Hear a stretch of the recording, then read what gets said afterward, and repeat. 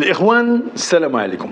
نهار مبروك كيف العادة، كيحييكم خوكم طارق حجاب من قناتكم شوف الخبر. في الحلقة ديال اليوم غنتكلموا على جوج ديال المحاور. أولها غنشوفوا واحد الإعلان اللي غتخرج به وزارة الدفاع التونسية والجيش التونسي اللي غادي يدخل في واحد الحرب طاحنة مع إرهابيين جزائريين. تونس الآن بدات مرة شنو كدير، كتكشف بعض الأخطار اللي كتجيها من الجارة الشرقية ديالنا الجزائر والجارة الغربية ديالها اللي هي الجزائر. اليوم غتخرج تونس وغترفع الصوت ديالها وغتحدث وغتقول لك بلغ السيل الزبا، لأنه القضية ملي كيولي فيها الإرهاب وكيولي فيها استهداف ديال الأمن ديال تونس، فهنا الأمر أصبح قد خرج عن السيطرة وخص يدير لي شي حل، خصوصا أن هناك تضارب في الآراء وفي المواقف داخل الأروقة التونسية. من جهة كنشوفوا أن قيس سعيد يدعم الجزائر بشكل لا مشروط ولا يهمه شيء سوى المصلحة ديال الجزائر وتنفيذ أجندتها. من جهة أخرى كنشوفوا أن الحكومة والممثلين ديال الحكومة يعني قلبهم على تونس، فبطبيعة الحال هم تونسيون وهذيك بلادهم، بطبيعة الحال ما غاديش يقبلوها التصرفات هذه. غنشوفوا ماذا حدث، غنشوفوا شنو وزارة الدفاع شنو كتقول، وغنشوفوا هاد الناس شنو هي الأدلة وشنو هي الإشارات ولمن كينتميو. ثم غنشوفوا كيفاش غتخرج إسبانيا وغتحذر الجارة الشرقية الجزائر وتعطيها آخر فرصة الآن. ماشي غتعطيها آخر فرصة حبية، بل غيكون فيها واحد النوع ديال الإدلال وواحد النوع ديال المعاملة بدونية. فعلى بركة الله نبداو الحلقة ديالنا. غتخرج اليوم وزارة الدفاع التونسية وتعلن عن مواجهة مسلحة مع عناصر إرهابية، كتقول أنها قتلت منهم واحد العدد، جرحت منهم واحد العدد، هرب واحد العدد، وتم جرح عنصرين على الأقل من صفوف القوات التونسية. هادشي فين وقع في واحد المنطقة اسمها جبل السلوم في محافظة القصرين في الحدود مع الجزائر. وزارة الدفاع التونسية أعلنت أن هاد المسلحين جاو تسلوا من الجزائر، أوكي، وأنهم الخطير في الأمر هو الشيء اللي غنقولوا دابا، أنهم ينتمون للواء تنظيمي القاعدة في بلاد المغرب الإسلامي وداعش. اوكي، هنا السؤال الذي يطرح نفسه، باش غيجيو دابا ارهابيين، هنا ما نقولوا جزائريين، نبقاو ارهابيين دابا، باللي غيجيو ارهابيين وغيوصلوا للدرجه ديال انهم غيديروا مواجهه مسلحه مع جيش نظامي اللي هو الجيش التونسي، وغيوصلوا لهذه الوقاحه وهذه الشجاعه بين قوسين ويتعاملوا بالطريقه هذه، فكيعني انهم مدعومين، كيعني انهم واثقين من نفسهم. ما يمكنش غيكونوا عناصر عاديه شكلوا واحد الشرديمه مسلحه ويديروا هذه القضيه بالطريقه هذه وغتواجه جيش نظامي ديال الدوله. هذا راه ولات بحال على شاكله حرب بين دولتين. اوكي، هاد الناس هادو باش انهم يجيو من الجزائر ويكونوا جزائريين وكينتميو على حساب وزاره الدفاع التونسيه لتنظيمي القاعده في المغرب الاسلامي وداعش، وجالسين تماك وعايشين وكينظموا في الصفوف ديالهم، فلمن ترجعوا المسؤوليه؟ شكون المسؤول على المساله هذه؟ هادو ملي كيجيو من واحد الارض اللي هي ارض جاره ديال تونس وكيتكونوا تما وكيتدربوا تما وعايشين تما، والسلطه الجزائريه لا تحرك ساكنا. هنا عندنا جوج ديال الاحتمالات، ما كاينش الثالث ديالهم، واخا نبقاو نقلبوا عليه نبقاو نختلقوا، ما كاينش، كاين جوج ديال الاحتمالات. يا اما هاد الناس هادو عايشين تما وهناك انفلات امني وماشي سوقهم شنو طاري تماك، مخلينهم كيديروا داكشي على هواهم وخارجين عن السيطره ما قادرينش عليهم، وهذا الشيء ما يتجرؤوش انه يعترفوا به. يلاه خرجوا هذا الاسبوع الماضي وقال لك ان هناك تقرير امريكي اللي قلبنا عليه وما لقيناش، امريكا الله اعلم شكون الامريكيين شكون جابوا، قال لك انه الاستراتيجيه والتكتيك ديال محاربه الارهاب بالجزائر من طرف الحكومه الجزائريه يدرس، انه تكتيك يدرس. قال لك يجب ان يدرس، راه درنا حلقه في الاسبوع الماضي، قال لك انه الجزائر محصنه من الارهاب قال لك أنه الشعب الجزائري أصبح له مصل ضد الإرهاب. احنا هادشي ما كرهناش يكون بصح، ما غاديش نبغيو ان واحد البلاد يكون فيها اضطراب، ما نبغيوش واحد البلاد ان الشعب يعاني. نقول ونكرر احنا مشكلنا مع من؟ احنا مشكلنا مع النظام، اما الشعب عندنا معاه مشكل، ما نبغيوش يعيش الارهاب. كاين مؤشر اخر الاخوان اللي هو شفتو مؤخرا، انه في نفس الاسبوع اللي فات ناض سيت بون وكرم الناس اللي يديهم ملطخه بالدماء في العشريه السوداء، على راسهم جنرال توفيق وجنرال نزار. كنعرفوا المساله الاخوانيه، كنعرفوها، وناض سيدي كرمهم هما وجنرالات اخرين اللي كلهم غارقين في العشريه السوداء، اللي خلى يكون هناك واحد الغضب واحتقان شعبي في الجزائر. قال له كيفاش نتايا هاد الناس هادو هما الاسباب ديال الارهاب في الجزائر؟ عشنا 10 سنين وحنا كنسوفريو وكنعانيو من الولاد ديال الارهاب، وباقي الان كنخلصوا في التبعات ديال هادشي هذا، وتجي انت وتكرمهم، فهل هذا يعقل؟ اذا ملي كنجمعوا هاد المقومات كلها كنجمعوا مع بعض، شنو كيعطينا انه كاين جوج ديال الحالات، حتى هما جوج اخرين. يا اما انه هاد الناس ما قادرينش يقولوا لا لواحد القوه عظمى اللي ربما تكون هي المؤسسه العسكريه، ما قادرينش يهضروا لان المؤسسه العسكريه ثبت تورطها في الارهاب، او شيء اخر هو أنه بتواطؤ من الجميع، لا من الرئيس ولا من المؤسسة العسكرية ولا من الحكومة، أنهم خصهم تكون واحد النوع ديال الفوضى، غير هي ما تكونش فوضى وإرهاب اللي غيمسهم هما ويمس لهم الكراسي ديالهم. وهذا أراه الاحتمال الأرجح، الاحتمال الثاني والأرجح. إذا بلاتي شنو باقي عندنا هنا؟ إلى هاد الناس هادو، هاد الإرهاب اللي كيختلقوه دابا قلبنا على الاسباب ديالو، فغادي يبان لنا انه غادي يكون واضح انهم خصهم يحافظوا على المناصب ديالهم ويبينوا الشعب الجزائري على ان هناك ارهاب وحنا اللي حامينكم من هذا الارهاب. اذا شنو غيديروا؟ غيتفقوا مع الارهابيين لانه كانت قد ثبت من خلال معلومات اكيده ورسميه على ان النظام الجزائري له علاقه باكثر من 40 جماعة إرهابية تنشط في الجنوب الجزائري وفي الساحل. إذا هناك اتفاقات تقول لهم هديروا ما تديروش. هذه من جهة. ثم من جهة أخرى عندنا مسألة اللي هي مهمة اللي نقدروا نبنيو عليها. شنو هي؟ هو أنه هذه ربما كتكون مثابة قرصة أذن لتونس.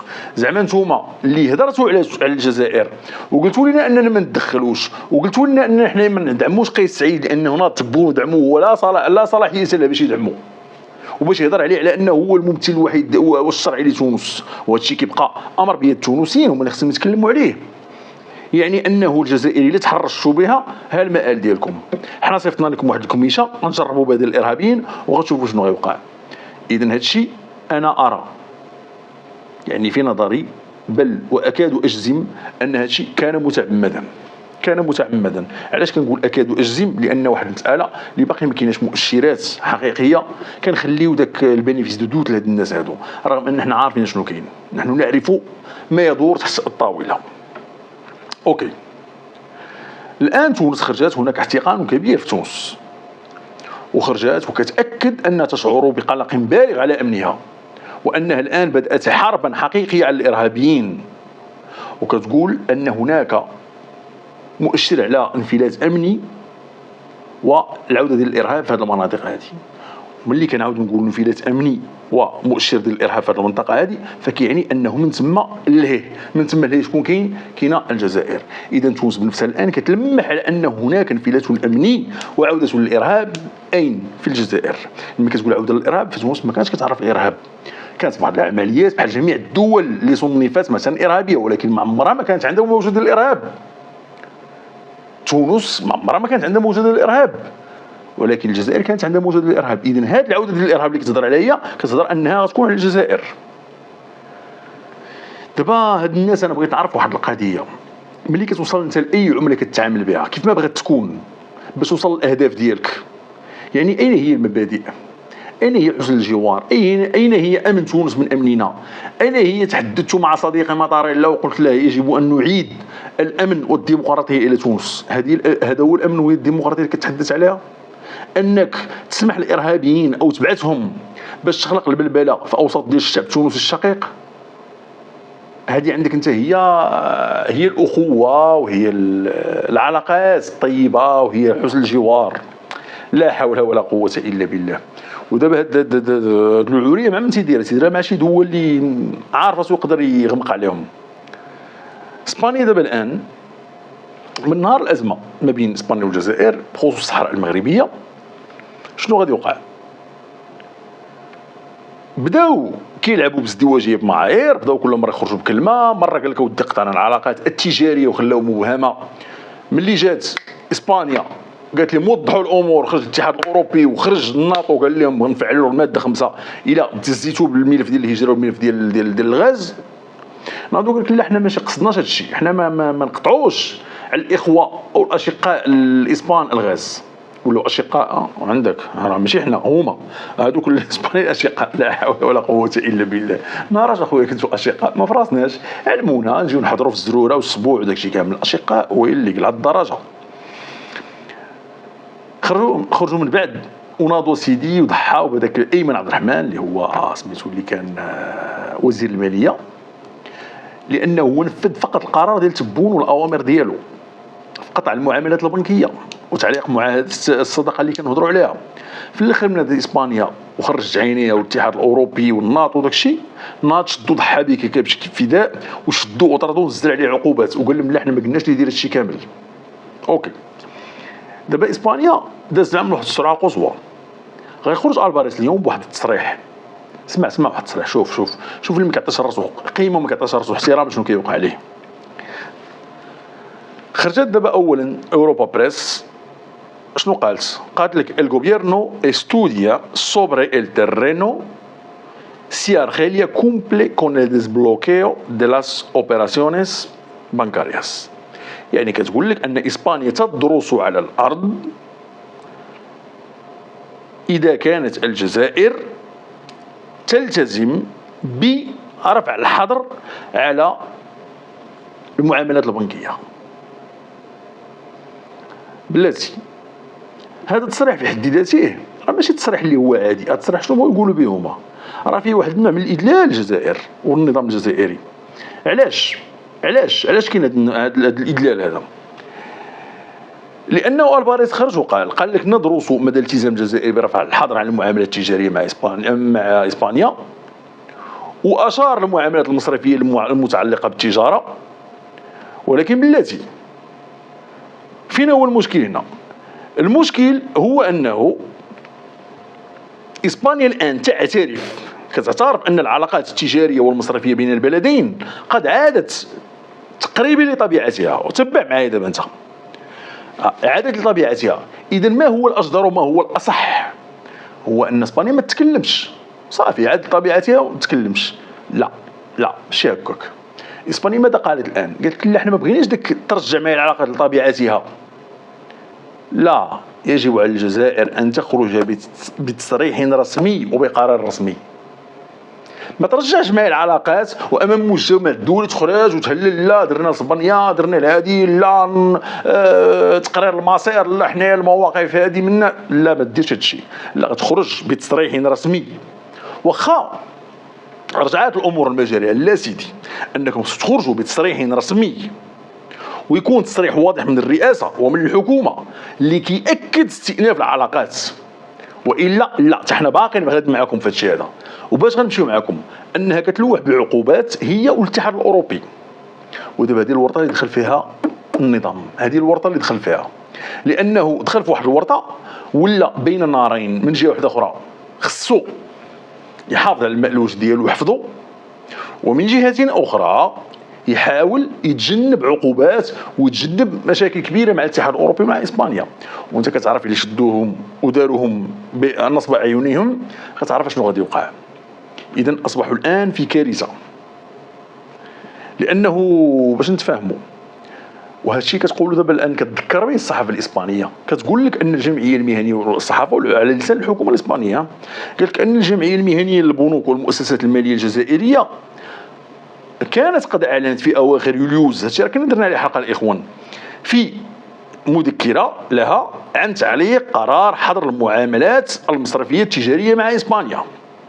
اوكي، هادشي كان يعني مذكره خرجت بها الجمعيه المهنيه للبنوك، قالت لك اودي حنا ما بقاش عندنا صافي الحظر ديال المعاملات المصرفيه مع اسبانيا، ما بقاتش عندنا صافي، رجعنا هادشي من نهار على ما اعتقد وقيله في 28 يوليوز لما خانتنيش الذاكره. اوكي، ولكن بلاتي نتفاهموا الاخوان، بلاتي نتفاهموا، يعني هذه المساله هذه ها هي دارتها الجمعيه المهنيه، شوف القوالب دابا بيناتهم، غتخرج من بعد من الرئاسه الجزائريه والحكومه الجزائريه وكذبوا الامر، قال لك لا لا لا، والمشكله خرجوا ببلاغ، قال لك لا هادشي ما كاينش، هذا يخصهم الشريف، حتى من يخصهم، حتى على مال هذه دوله هذه دوله، علاش ما عندكمش الطبقيه؟ على مال هذوك هاد الجمعيه المهنيه للبنوك مالها كتخدم صافي غير هكذاك بوحدها ولا شنو؟ ما كدوز على وزاره الماليه، ما كدوز على والو بوحدها، اش قالت ليها؟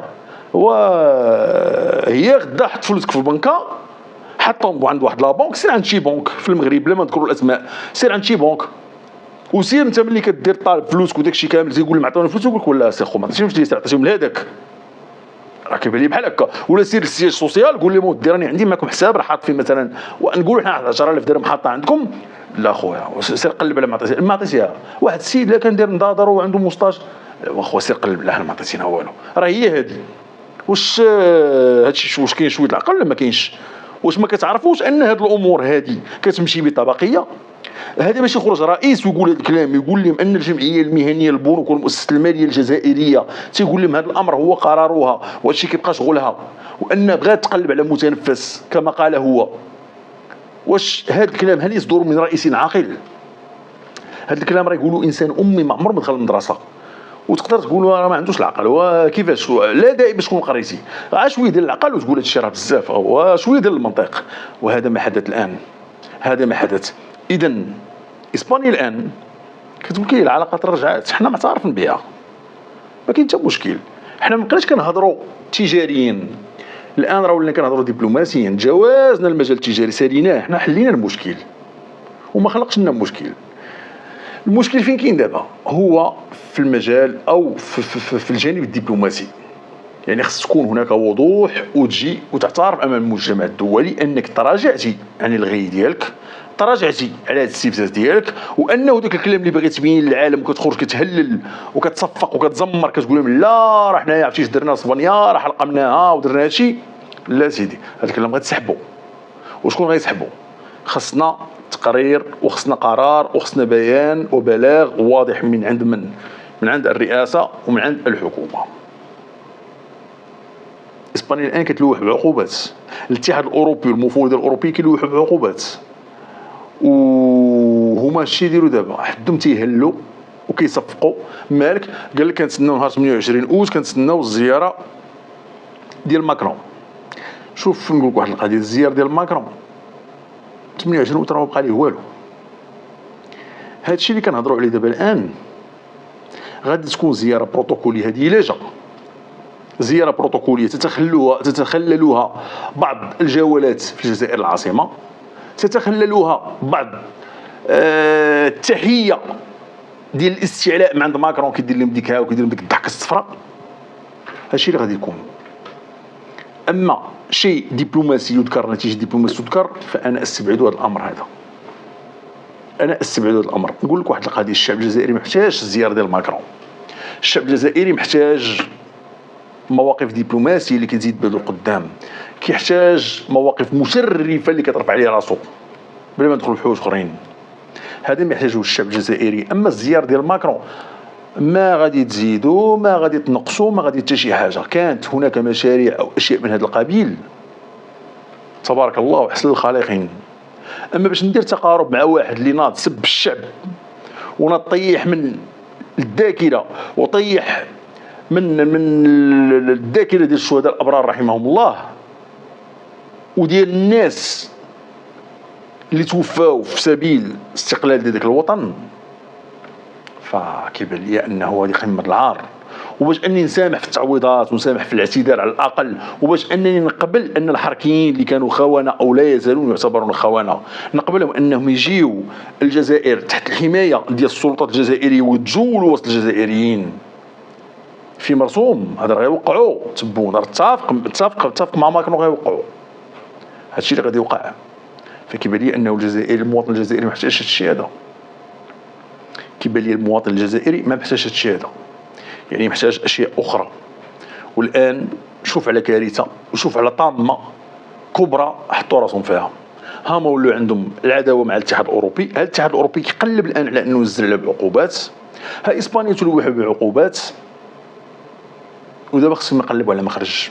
وهذا الشيء قلته لكم مرارا ونعاود نقولوا الان انه هذا الشيء في اطار قصر النظر الاخوان، هذا هو قصر النظر الحقيقي. ونضف كامل وحلها. عاشت المملكة المغربية الشريفة ولا عاش من خانها ولا غالب إلا الله. إخوان، كنتمنى الحلقة تكون عجباتكم، وكنتمنى تكونوا دوزتوا معنا أوقات ممتعة وشيقة. كيحييكم خوكم طارق حجاب من قناتكم شوف الخبر، والسلام عليكم ورحمة الله.